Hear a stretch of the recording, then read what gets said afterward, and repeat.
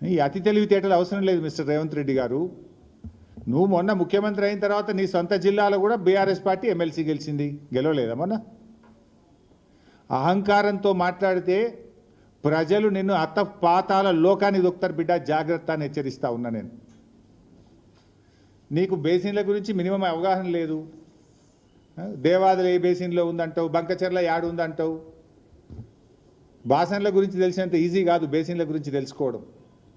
కనీస అవగాహన లేకుండా మాట్లాడి ఈ రాష్ట్రం పరువు తీస్తూ ఉన్నావు నువ్వు. ఇవాళ ఏదో సామెత ఉంటే చూడు, భయం లేని కోడట బజార్లో గుడ్డు పెట్టిందట. నీ తీరు కూడా గట్లే ఉంది. ఈయనట కేసీఆర్ను ప్రశ్నిస్తారట. బంకచర్ల మీద ఈ బొంకుడు రాజకీయాలు బంద్ పెట్టు. రేవంత్ రెడ్డి గారు, నాడు బాబు కోసం బ్యాగులు మోసి బ్యాగ్ మ్యాన్గా పేరు తెచ్చుకున్నావు. నేడు అదే బాబు కోసం బంకచర్ల కోసం బొంకు మ్యాన్గా మారిపోయినావు. నువ్వు బొంకుతా ఉన్నావు, అన్నీ నిజాలు మాట్లాడతలేవు నువ్వు.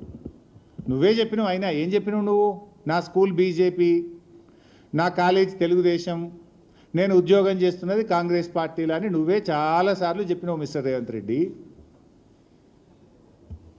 ఇలా నువ్వు టెక్నికల్గా కాంగ్రెస్ ముఖ్యమంత్రివి, కానీ నీ హృదయం అంతా కూడా ఇంకా అక్కడనే ఉన్నదని ఇలా అర్థమవుతా ఉంది రాష్ట్ర ప్రజలకు. ఎందుకంటే నీ స్కూలింగు కాలేజీ జ్ఞాపకాలు నేను విడిచిపెడతలేవు. ఇంకా నీ మనసంతా అక్కడనే కొట్టుకుంటున్నది. ఎందుకంటే నీ ఆచరణలోనే కనబడుతుంది, నేను చెప్పాల్సిన అవసరం లేదు.